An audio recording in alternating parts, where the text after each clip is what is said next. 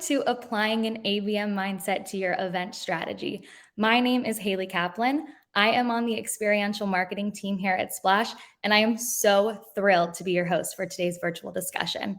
And let me tell you, we are in for such a treat because we are joined by Aria Radke, the Global Director of ABM at Darktrace, who jumped on the ABM train in 2016 and has not looked back.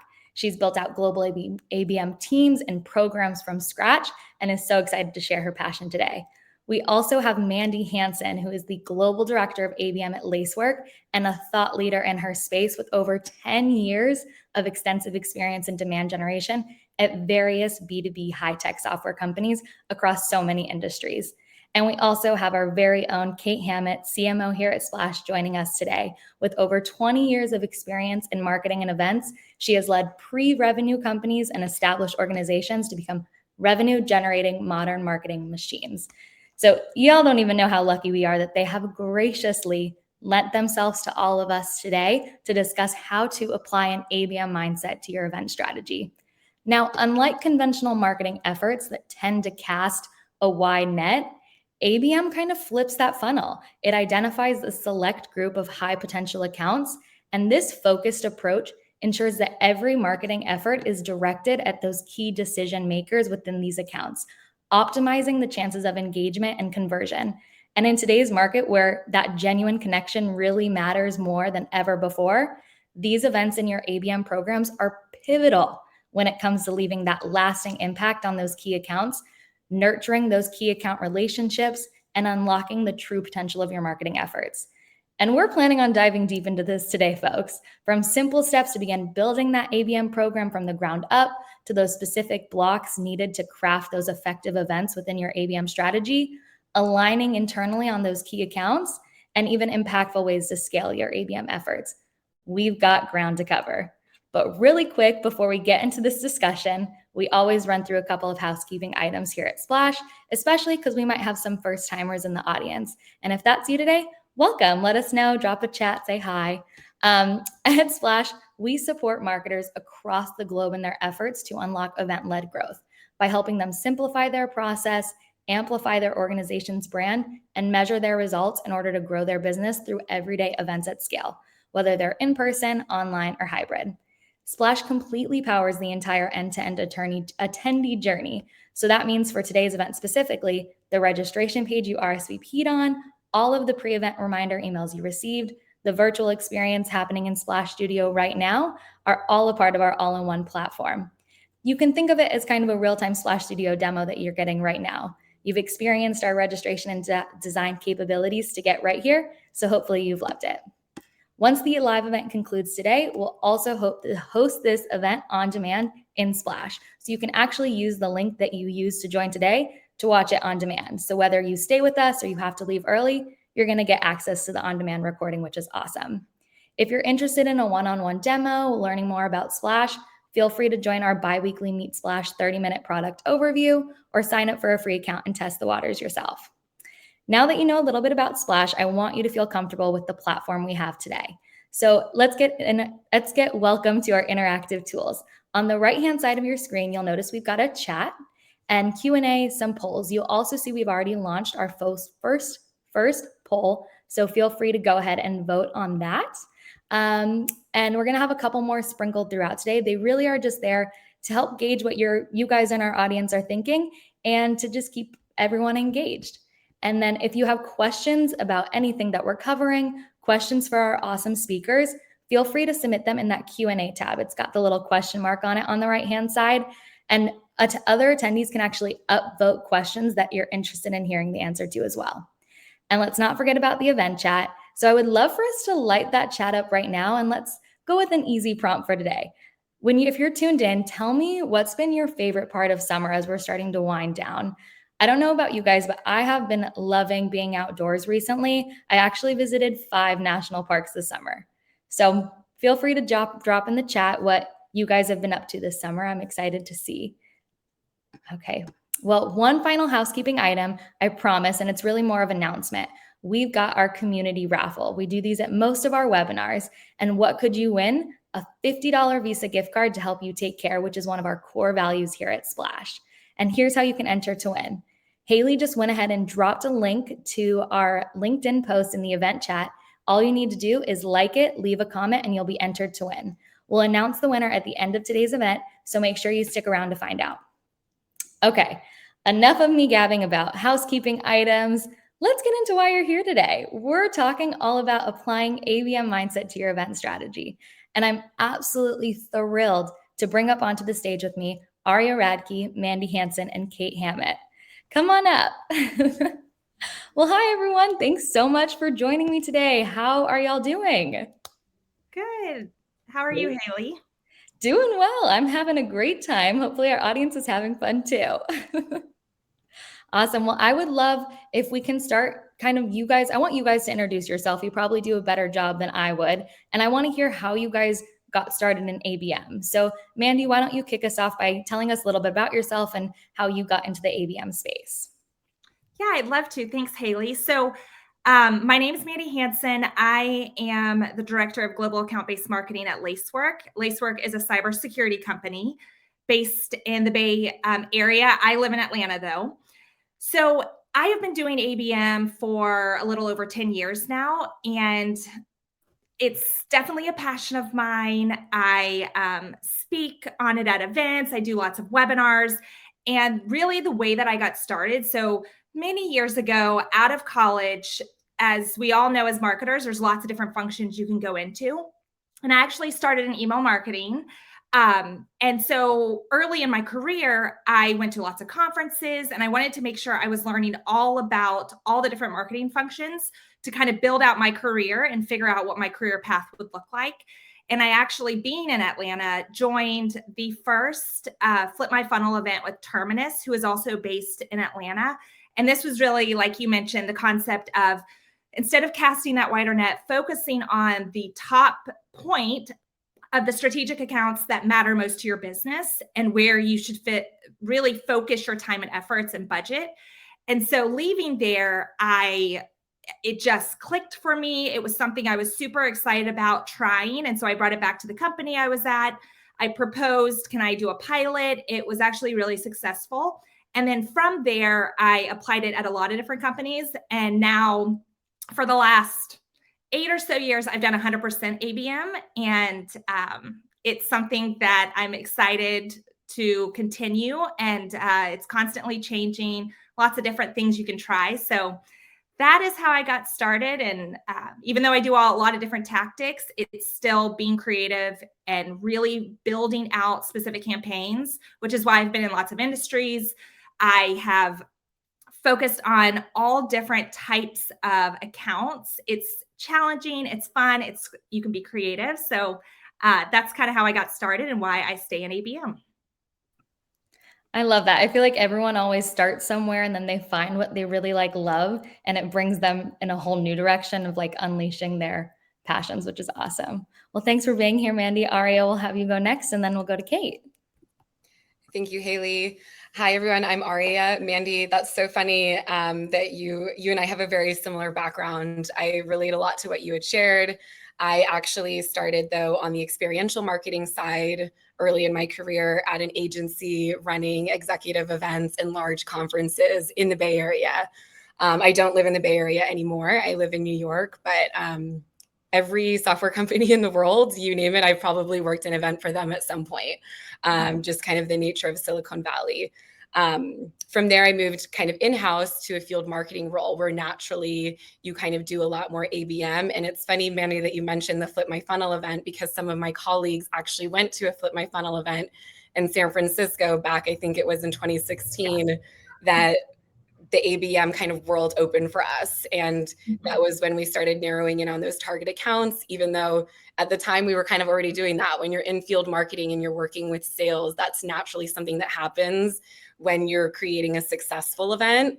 If you're kind of just spray and praying and relying all on marketing to do the recruitment, you're not going to have the same results. So that was kind of where we got intro to ABM, and then realized, it's a lot more than just events. It's a lot more than just a direct mail, which is very popular. It's a lot more than just doing a targeted email or working with sales to create custom things. And there's a whole channel mix that you can bring. And it's really exciting to figure out at the companies what makes sense, because every company has a different definition of ABM and has a different mindset around it. It all kind of depends on the maturity of the organization and what those business needs are. So it's fun to get into a business and kind of figure that out, or talk with your peers and help them problem solve and figure out what makes sense. And to your point, Mandy, as you mentioned, there's different types of accounts that you can look at, and that's always really fun. Like, I worked at a company, and I think some of my former colleagues are here, where we worked only on customers and expanding those customer accounts. A lot of that through events and personalized events. But there's also, how do we get those net new accounts? How do we focus on the big whales that we want to close? There's so many different things that you can do, and I could talk about it for hours, so we'll keep it short. But I'm really excited to be here. And I recently joined at a company, Darktrace, which is also a cybersecurity firm similar to Mandy, and we're really new on our ABM journey, but excited to see where we take it. Yeah, no, I love it. And I'm so excited to hear from you. And I love the parallels between you and Mandy, but then your roots are a little bit different with how you got to ABM, which is awesome. So Kate, I'll let you go ahead and introduce yourself as well. Great. Well, I'm excited to be on this incredible panel of marketers. So Kate Hammett, CMO of Splash, happy to be here and talking events. It's been a career thread for me. I started, my first job was organizing events for golf, like the US Open, and then got into global field marketing, and started doing ABM actually before we were officially calling it ABM, started doing field marketing before there was actually a field marketing label to it. So I think it really comes down to, Aria, what you were talking about, good marketing, strong marketing, supported by a really thoughtful strategy. So excited to be here, and let's get into it and get some knowledge out to our audience. Yeah, I couldn't agree more. Let's dive right into it. So a lot of people who RSVP'd for today's event expressed that they're either just starting to incorporate ABM, or they don't really know where to start, but they want to start incorporating ABM efforts into their events and their marketing programs. And Aria and Mandy, you guys mentioned that you've built ABM programs from the ground up at your company. So I would love, Aria, why don't you start by telling us like your biggest piece of advice when someone's wanting to start ABM at their company, and really your general steps that kind of lead to that ABM strategy and some of the event-led growth there. Yeah, absolutely. I mean, depending which company I'm at, I would probably have a different piece of advice. But I think I can speak for kind of the shared sentiment across the board that when you're doing account-based marketing, like I said, that every company has a different definition of what it is. Is it looking at your white glove accounts where you select 10 and you do something very personalized? Or is it taking a more account-centric approach where you at scale, where you're doing a big target list of your ICP companies and hitting them with a little bit of personalization? It really depends on what kind of your business needs are, and getting that buy-in from the top. You can make a groundswell effort as well, but I've found that kind of getting your executive team on board first and foremost is my number one step, and doing that realistic setting of expectations, because everyone thinks ABM is just like a magic bullet and it's a button that we press and overnight we're just going to have all this revenue, and that couldn't be further from the truth. So kind of setting those expectations up front that like, this could take 6 months, this could take 12 months, this could take longer when we're looking at some of these really big accounts that every company wants to close. So I think that's number one. And then also something that I've stayed with at every company I've worked at, and a lot of my colleagues here, and you've probably all heard this in your marketing lifetime, is start small. Demand-based and others, we all say the crawl, walk, run approach, but really it's so true. I mean, even if you're on your stomach trying to get up to crawl, like that's where a lot of companies need to start, and that's fine. And what I think of when I think of start small is pick one tactic, pick one rep. It really depends, again, back to the needs of the business. If you're having a hard time getting that engagement from sales, pick 1 or 2 reps that are super engaged and do something small. If that's not something that you can do, maybe you can start small by doing a targeted advertising program. That's probably the easiest thing. Maybe it's a targeted email approach or some custom white papers. Whatever it is, start small and then build on that. Yeah, that's amazing. It's so true to start small and grow from there, because that's how you're going to test success. Mandy, I'd love for you to add a bit more color and share what your biggest piece of advice is as people are starting to build up ABM. Yeah, I 100% everything Aria said. That's exactly what I would have also said, but I will add to it. Because yeah, you can do a ton of different things. And I think, as we were talking, ABM has been around for a long time, but I would say probably in the last 10 years or so is really where it became the hot buzzword, where everybody was doing it, but not every company was doing true ABM. And it's still true to this day. True ABM is every touch point along the prospect's journey is custom.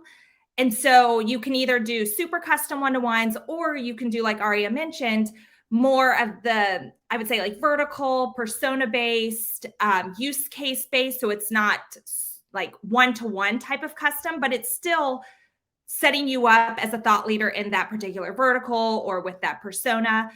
I would say for sure, getting executives to buy in, they need to be on your side. They need to support you.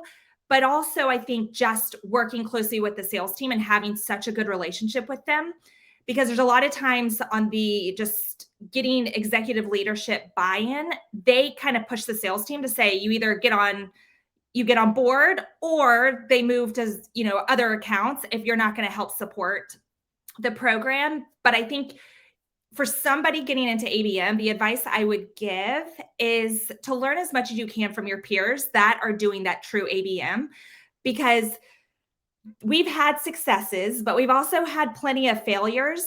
And along the journey, we have been able to understand what works, what doesn't. Again, it is different for every single industry.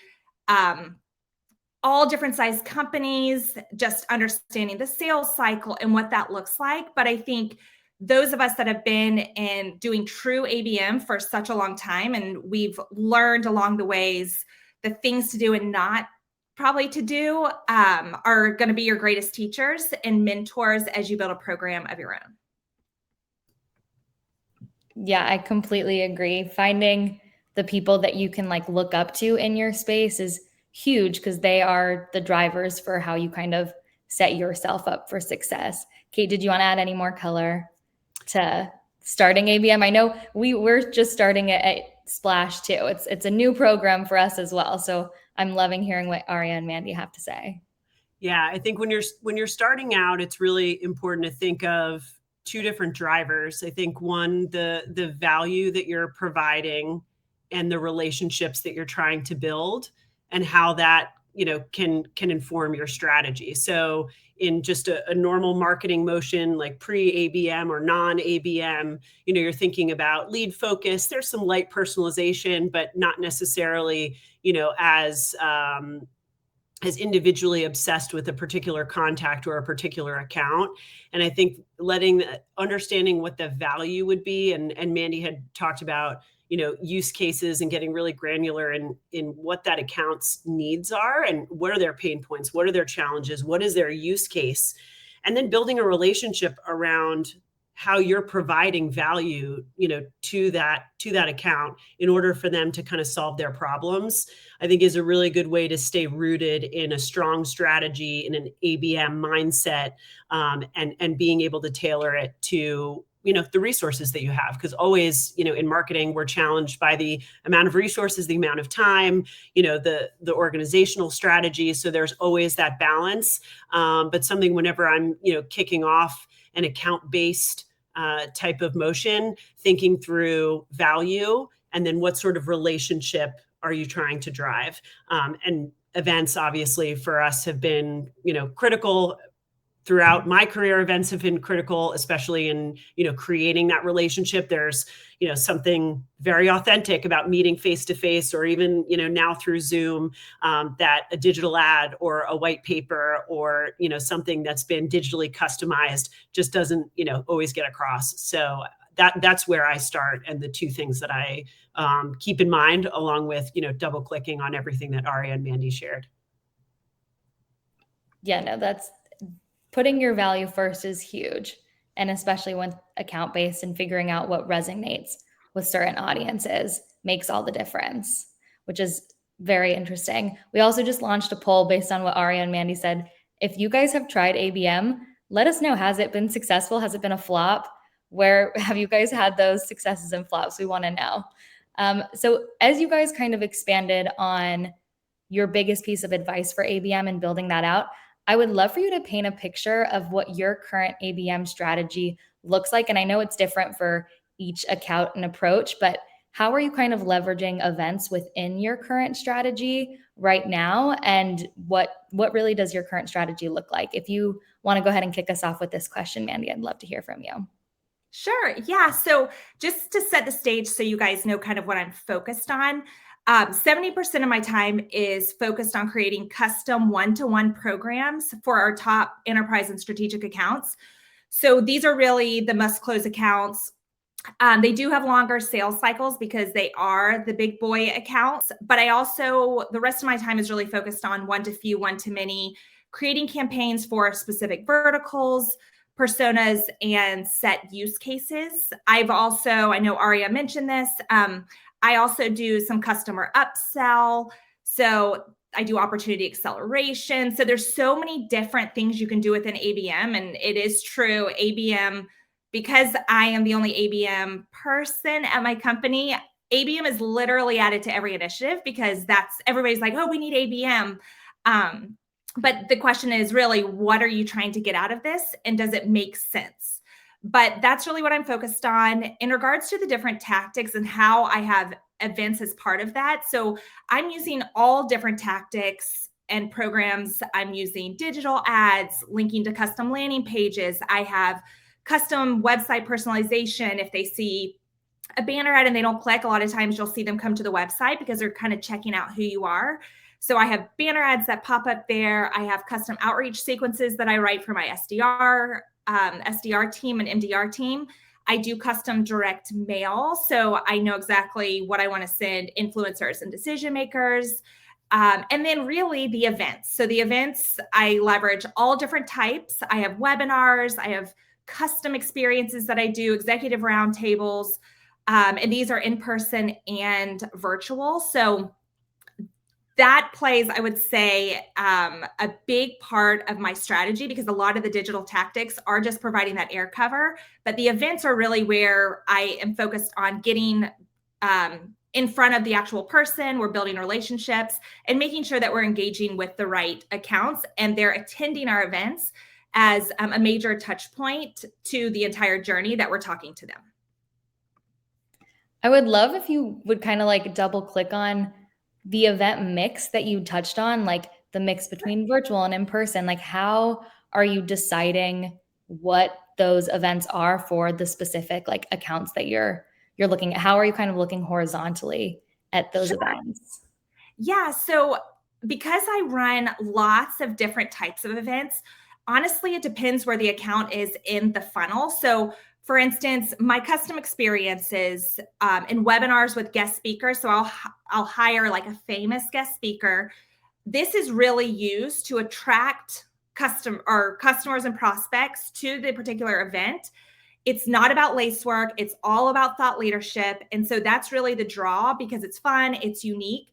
So top of funnel where I'm really working to build those relationships, those are the type of events that I'm leveraging. However, once they get more down funnel and I've seen that they're clicking on ads and they're engaging with us, maybe they're downloading our content, then that's really where I will start leveraging executive roundtables, whether it's virtual or in person, because it's an intimate group of people. They are all decision makers or influencers from my strategic accounts. And so I can listen in to what their challenges are. What are the pain points? And so we're moderating these roundtables and getting lots of information that then I am taking back to my sales team to say, hey, this big account of yours, it's one of your must close. This is what they said is the challenges. And this is what is the most important thing they're interested coming up. And this is the security feature that they're struggling with.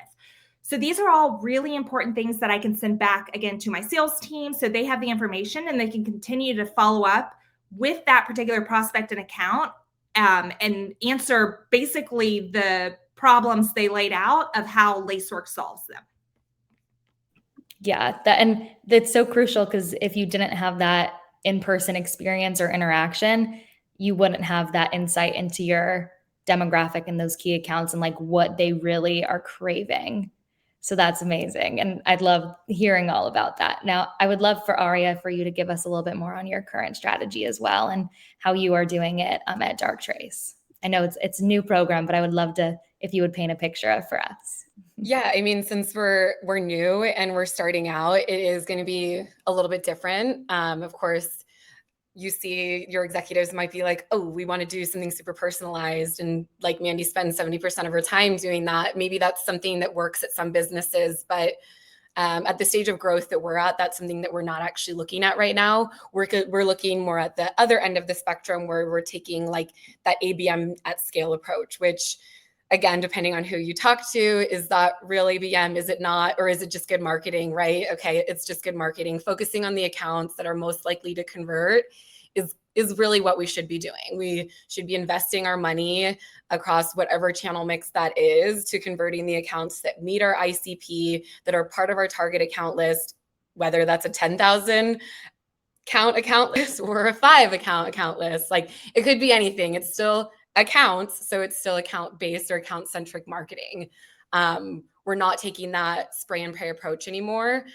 We do have recently, since I started, our fiscal year just started in July. Before I came, and in the first several months of me being here, we were on a sales pool model, which means that the sales team can select which accounts that they want to go after individually. This is something that you'll see common at a lot of companies that are kind of going through that hyper growth experience like Dark Trace has. But as you move to maybe wanting to become a $1 billion, $3 billion, $5 billion revenue company, you need to change the model and come in and bring account assignments.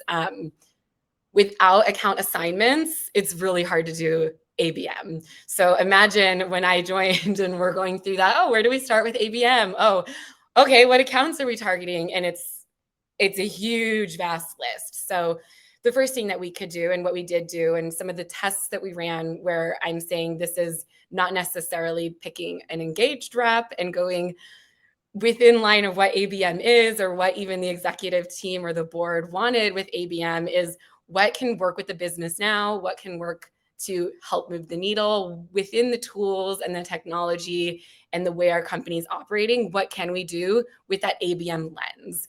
And if any of my colleagues are here from my previous company, they'll heard ABM lens in almost every single meeting. You know, you can take an ABM lens to everything that you do, right? Which is something that I'm super passionate about. So that's really what we're starting here. And we used demand base at the time to kind of figure out what are some of those higher intent accounts, who's engaging with us, what are they looking at? Let's really get to know what our customers are doing, what our prospects are doing, so that then we can create marketing programs that cater to them, similar to what Mandy was saying. A couple of tests that we did, which kind of touches on what Emily's question is here in the event chat, but also a quick win for us, which I didn't think was going to be a quick win. And I know we talked about this a little bit, Haley, is we have these big marquee events that you do like RSA, Black Hat, Dreamforce coming up. Some of us might be attending. We have the Sixth Sense conference, you know, the demand-based conference, all these things. And you can assume what companies are going to be attending those events. You either get that event list ahead of time.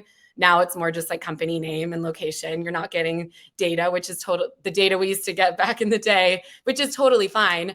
But looking at that, take a quick scan. Are these part of my target accounts? If less than 40% of it doesn't meet your target account list, maybe change the type of sponsorship you're thinking of. If it's greater than that, maybe double down on the sponsorship you want to do. Look at doing an ancillary event, things like that. So those are some of the things that we've done looking at these big marquee events. And also when we think like RSA is a big conference that happens in San Francisco. So we can safely assume that majority of the tech companies in Silicon Valley are within driving distance to attend that event, not giving any like secrets away, right?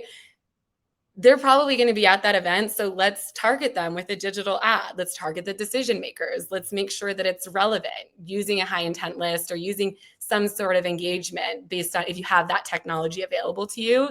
That's something that we tested here. And we actually got a conversion off of it, or an event registration from a key decision maker at one of our top strategic accounts, which was crazy and unheard of because I've never seen that before from a test like that. So we were really excited. It resulted in a one-on-one meeting and converted to an open opportunity super fast. So that was really exciting. And that's just one small piece of like a tactical approach to getting to your overall ABM strategy.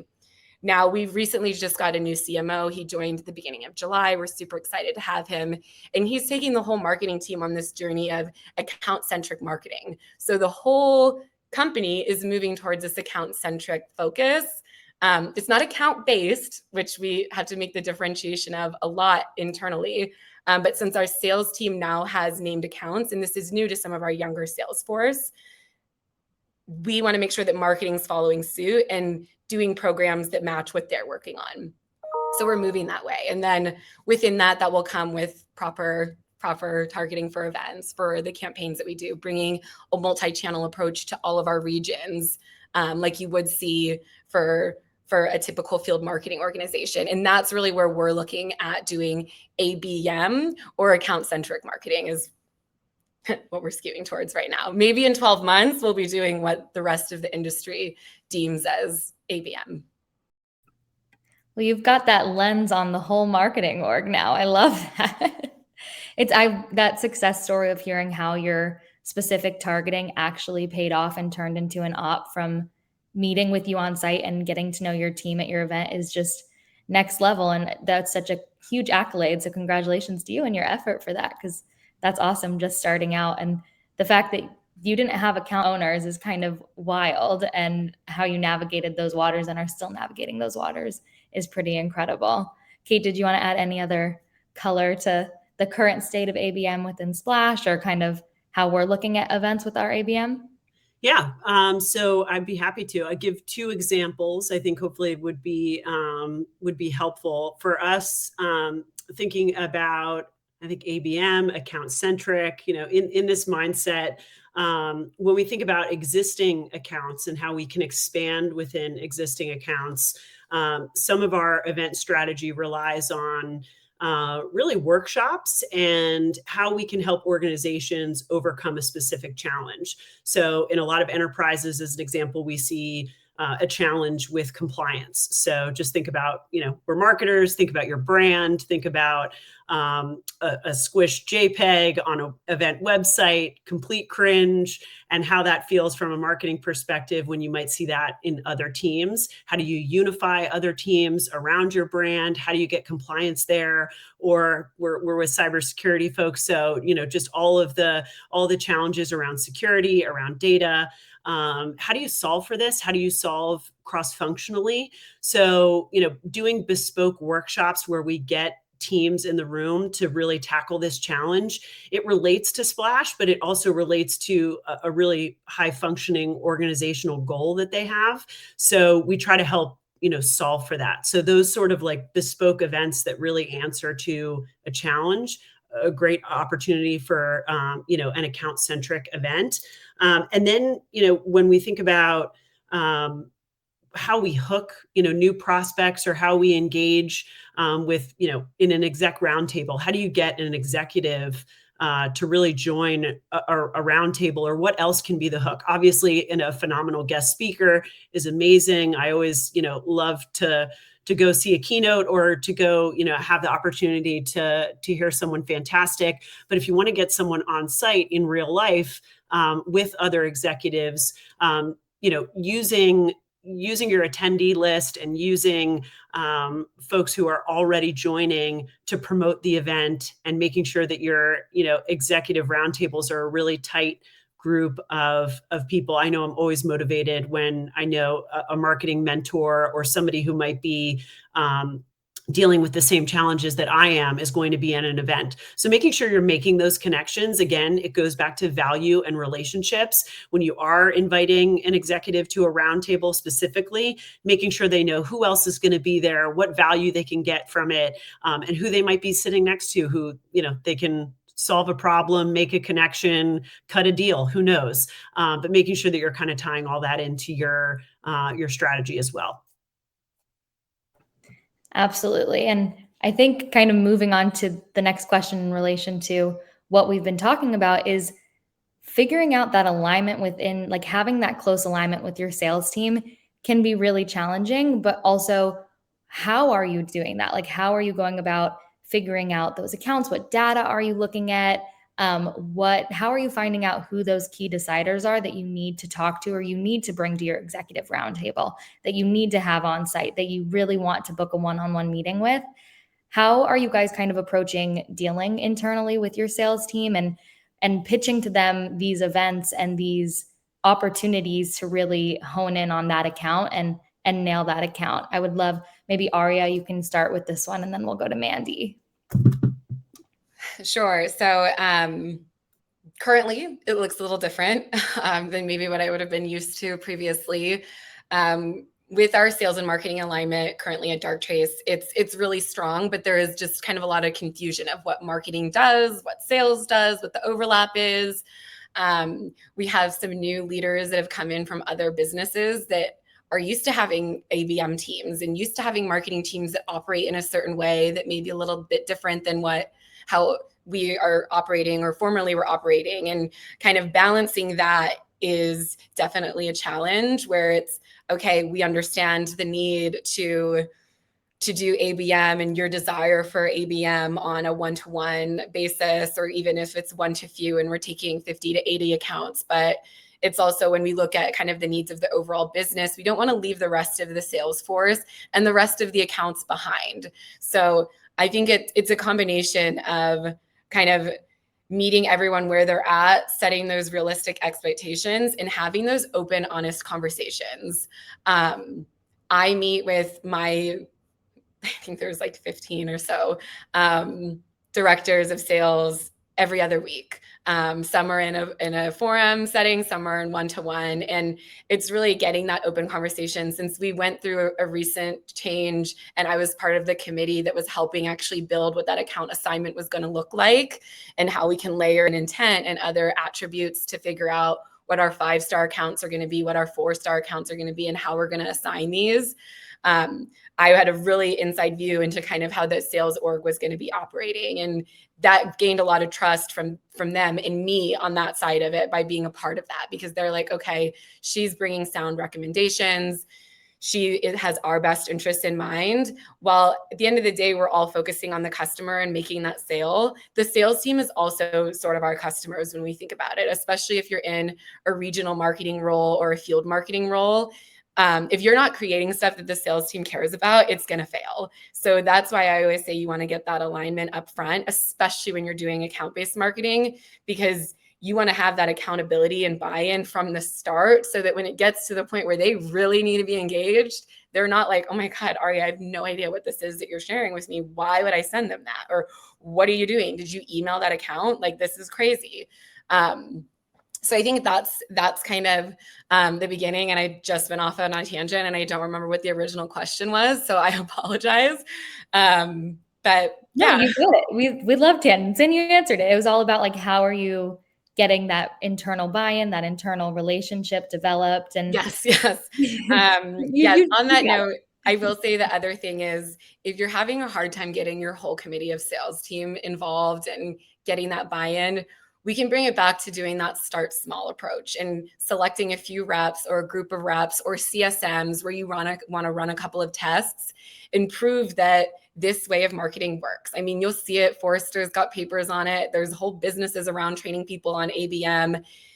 Account-based marketing works when it's done right, and you have to have that alignment. And something that I've done at every company I've worked at and that we preached all the time when I worked at Demand-Based talking to customers is create that sense of FOMO. Find those reps, find those marketers, find the teams that are engaged and want to put in the effort to creating something with you and realize that revenue. And then the rest of the sales org will be like, sign me up. I want a part of that. But it's still work on their part, and they need to understand that. But that's something that I can say, if you're having a hard time getting that engagement from your sales team, is start small and pick a few that want to do something great with you. Yeah, I could not agree more. It's identifying those like cheerleader champions who are always going to be on your side, like actively wanting to be like, this works. Let's all get behind it. which is great. Mandy, I want to get some of your perspective on this too. Yeah, I agree with everything Aria has said. It's interesting since we're both in cybersecurity, we are at the same conferences and we're dealing with the same challenges. But, to add to what Aria said, ABM does not work or won't be successful without the sellers being involved. And so I have built programs for many companies from the ground up, but there's been companies where I've walked in there and I'm like, okay, sellers will just hand me a strategic list and I already have a set list. But there's also companies where I've walked in and they're like, we want ABM, that's why we've hired you, but we don't even know where to start. We don't have a set list. So I will actually pull the data. I will look at different attributes, what obviously makes the most sense for ABM, what the sales cycles are. And that's the list I propose to my sales team. And then once I get their buy-in, I sit down with each one and do an account planning session where I go through each individual account with the RSM and the SDR on the account. We are geography based. So luckily we have sellers that have set accounts.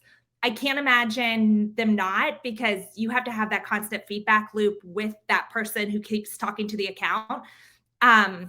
But I will sit down. I understand, the relationship. Is it super cold? Are you having a conversation? What's the buying committee look like? Who are the decision makers and influencers? Who do I need to get in front of? What is that leading use case so that we have that single call to action, that the same message we're continuing to push? Because at Lacework, we have a CNAP platform. So it's a full security platform, but not every company we sell to needs the whole platform. So if there's something that's super important to this account, I need to know what that is. If it's just container security and this is the challenge, this is what they want to secure, then that's going to be the message that I continue to push to them.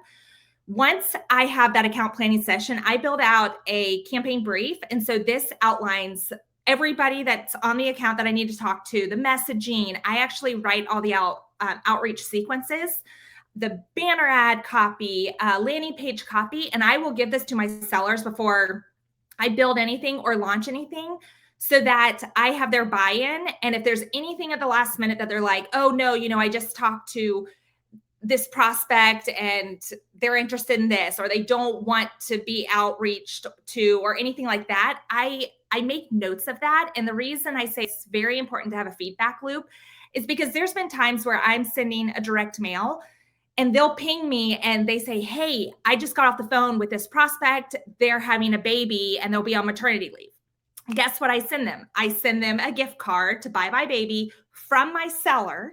I sent a Pottery Barn to another prospect of mine who was buying a home, and that was just in passing the conversation. So these are all really important things to get from your sellers and understand what their interests are, what we need to continue saying to them. And then that's how you can invite them to events. They're more likely to come to events. So we have a demand generation team. I sit on that team, but I go after very specific strategic accounts, and they are casting that wider net. So we are touching a lot of different accounts. I also have a field marketing team that does events, but we differ in our approaches. They're more down funnel. They're doing customer win stories and they talk majority of the time about Lacework. My events are thought leadership, relationship building, just making sure that we can get in front of the prospect, because there's a lot of times where these massive accounts, I don't need to just talk to IT department. I also need buy-in from the security team and maybe the finance team. So these are all different buying groups that I'm constantly running campaigns to. So it's just really, really important you have that sales alignment. And honestly, I always know when one of our we call them area directors. So they are the leaders of sales in different areas, have mentioned ABM, because my whole Slack is blown up with all of our sellers begging for accounts, throwing things over the wall to me. So I kind of set expectations up front too, because luckily or unluckily for me, everybody knows that I'm the ABM girl at Lacework. And so I get tons of requests. And so a lot of times I will have to prioritize, because And to Aria's point, you kind of feel bad not being able to support everybody. And I do every time. I'm like, oh, you have a small business account that's literally going to close in like a month and a half. I don't know how much influence I can have on that, but a strategic account that's going to need like 10 months to close, I can run a lot of different things and touch points in order to get engagement. And also, it's a big account with a lot of money coming in. So it's hard, but I think the other thing about sales engagement and just aligning with them is, and Aria, I don't know if you're the same way, but there's a lot of sellers that lean in, that give me feedback constantly, but then there's others that I'm chasing, and I don't really have the time for that. I mean, people are desperate for support, especially in this economy. And so my sales leaders have basically said, your job, and even my CMO, she's like, your job is not to chase them down and beg them to support them. You're doing what they need help with. Your job, again, they are one of your stakeholders. You run campaigns for them and you want to help them build pipeline. But there's just so many sellers that are desperate for support. And I get requests constantly that I have to keep kind of pushing to the side. So I tend to prioritize those that lean in and want a little bit more support and offer that feedback versus those that I can't even get a response back about, a message or, a certain influencer I need to get in front of. So that's kind of how I prioritize the sellers that are hungry and want to close some pipeline. Those are typically the ones that are ABM me, are part of the program. I don't know how you do it. Oh my God. I'm sitting here and my brain is spinning. I'm like, it's usually me and Camille doing our experiential and account running kind of events and campaigns. And I'm like, I don't know how you do it with one hand all over and everything. We actually got a question that was like, that seems like a lot of work. What's the maximum number of one-on-one campaigns do you and can you effectively manage at any given time? I mean, I'm just astounded. I'm embarrassed to even say this. So when I started the program, I had 141 one-to-ones. It's a lot. And the hardest part, and I will say, I don't recommend this, but I am at a startup. And so all the sellers want support, and a lot of them have multiple accounts that are must close. So what I do instead of, I will customize, like in a situation like that, I will actually customize the digital ads, the custom landing pages. So some of the elements like that, but then for executive roundtables or outreach sequences, if it's a similar messaging example, container security again, I don't custom write all of my outreach sequences. I will start cloning them and changing like little parts of it to fit that account. So I try to scale. I do larger events, like if it's at like RSA, a wraparound event where I know my captive audience is attending. And so I can get in front of them. I will leverage my field marketing team a good bit. If I know they are about to host an event in, say, New York City, where I have a list of top strategic accounts that live in the city, what they will do is I work closely with them. I'll provide them messaging, and then they will prioritize my accounts to make sure they're at the event. But then for the ABM specific accounts that attend, I typically will send, like, I give them a little sweetener. So I'll send them a gift, or I'll invite them to a custom experience as a follow-up. So again, those aren't all super custom, but it's a lot. I don't recommend doing that many, but I have run ABM programs and built them from the ground up at many companies. So I'm like a machine at this point, which is why, to Aria's point, when a new seller comes in and they're like, so we did this at the last company, I'm like, oh no, this is what you get. This is the account plan, fill it out and meet with me. And because everybody looks at ABM a certain way, and you can't make it super custom to every seller that expects something. It's like, look, this performs. We're going to personalize it. I will build you pipeline. But not every seller, they kind of have to follow the program and give you what you need in order to just run these quickly. But cut way back. Don't do that many. Start with a pilot. I highly suggest it.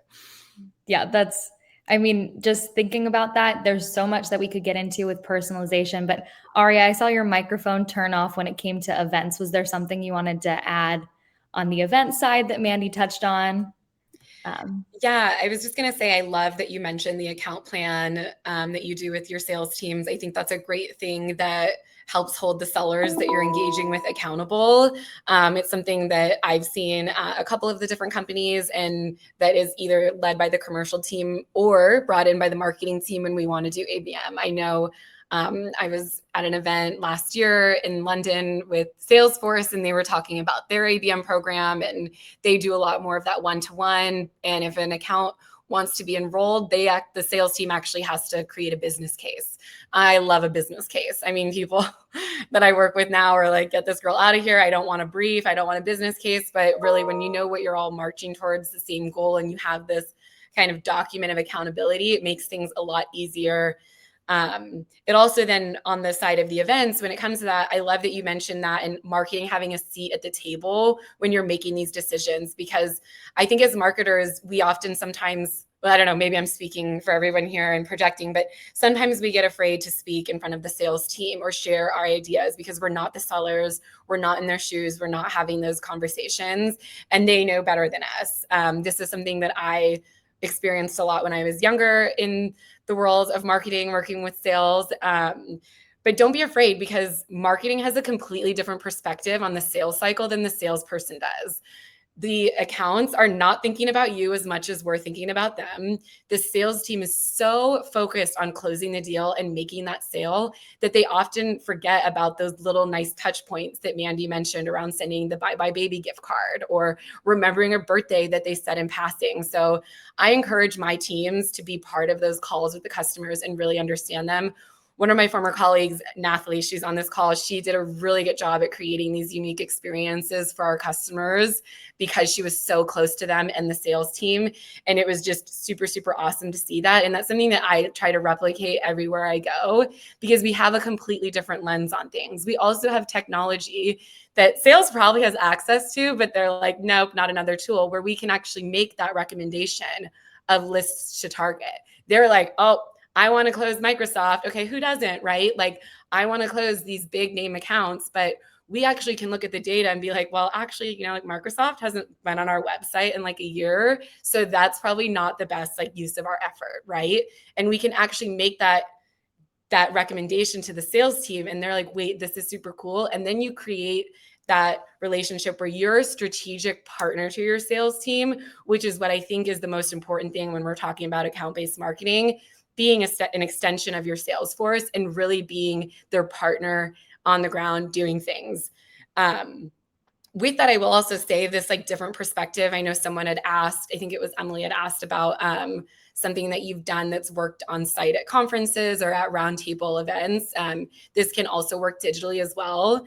And I'll be sharing a little bit of a trade secret here is, and maybe you did it inadvertently with this, Haley, but something that we really like to do is we like to engage our target customers or target prospects to become our thought leader speakers on events, or do the fireside chat in a session with us, or do an interview with them talking about their journey to a CISO or something of that nature.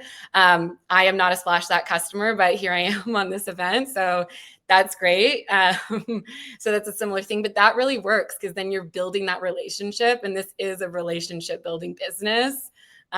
Even though I did read recently yesterday that like 40% of B2B marketers now actually are comfortable spending up to $500,000 without ever talking to a person. That doesn't mean we should stop doing events. Maybe that just means like our sales teams cool it down a little bit and we engage them up front with all the information that they need. So I just wanted to throw that little anecdote in because I thought that was super interesting around the 40%. And maybe that's because some millennials are moving into that buyer seat and we just like to consume information online and like are afraid to talk to people.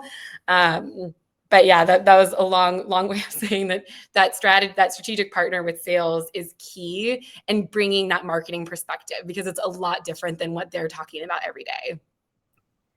Yeah, I mean, nailed it right on the head. That I brought you guys on here because you're thought leaders, and I was very admirable of every kind of experience that you have. But also, it's great to bring you on events because then we all can learn from your incredible experience.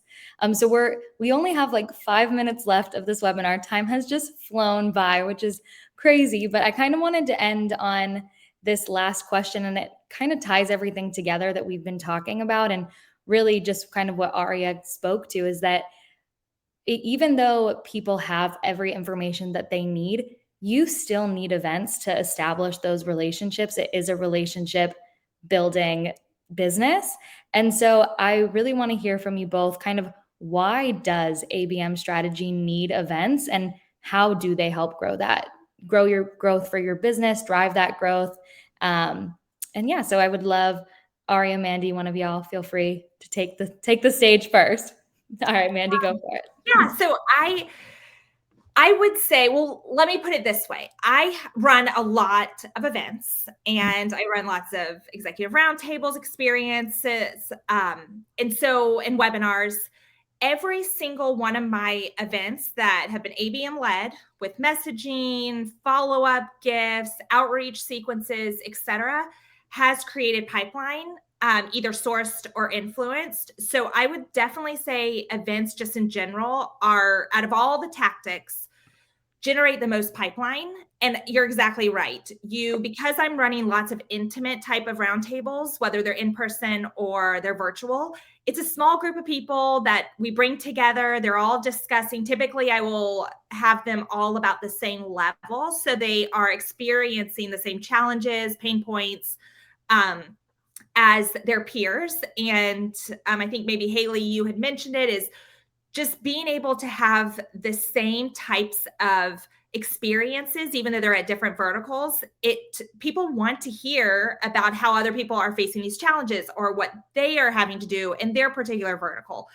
You can also do vertical specific, so that also makes sense as well, because they're all dealing with healthcare issues or HIPAA or whatever it may be.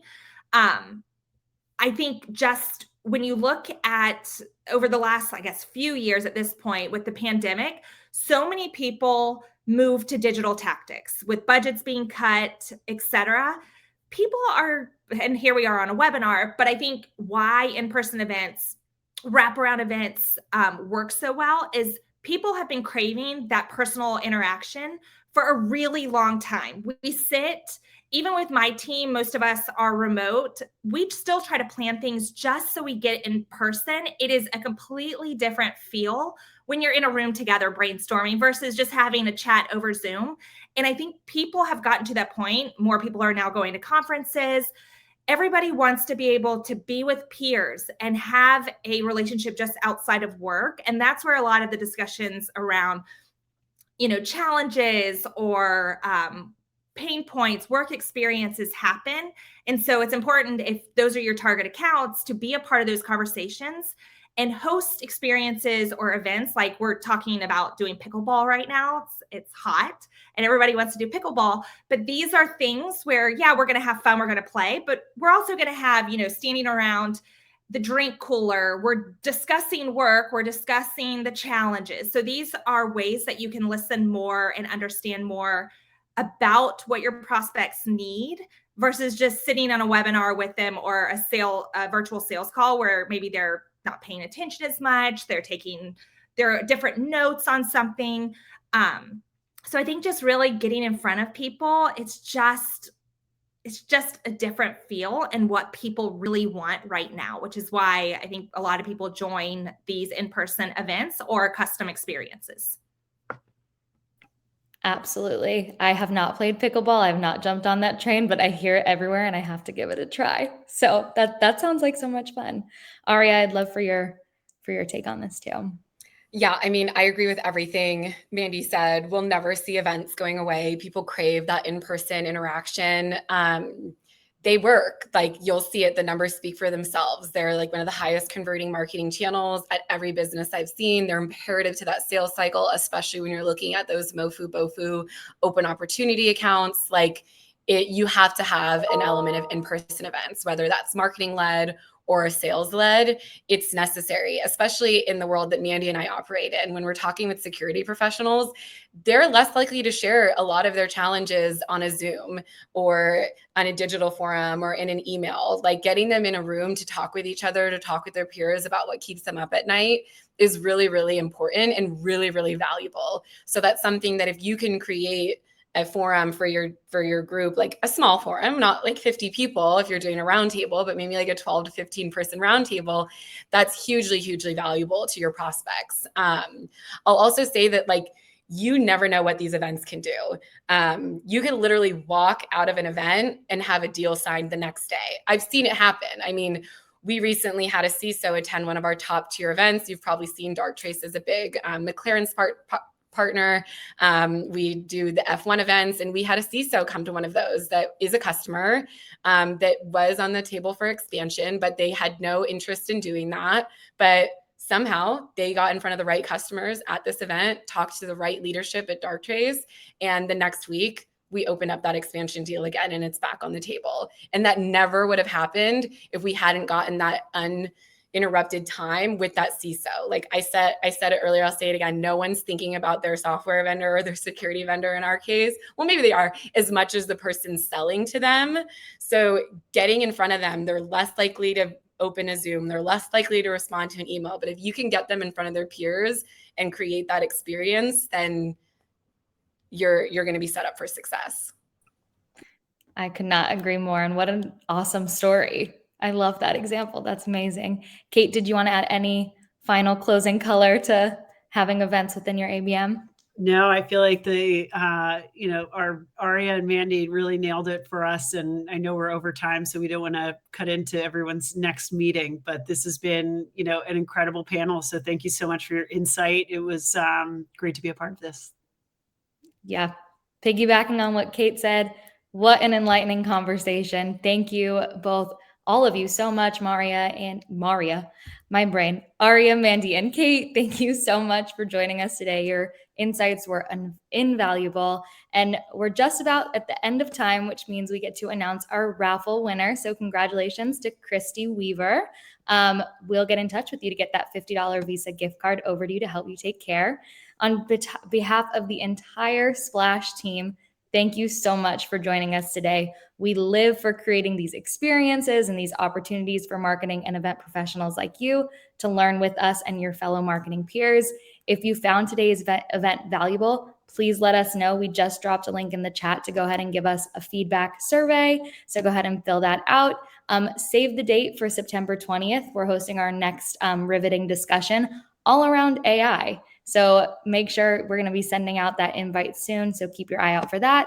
And last but not least, if you're interested in learning about Splash and how our tool makes it really easy to create, manage, execute events, and grow your business, join our Meet Splash, fill out a form, do a one-on-one demo with our team. Alrighty, folks. I think that's it from me. It's been an absolute pleasure. Thank you again, Aria, Mandy, and Kate. Thank you, everyone, for joining. And until next time, take care.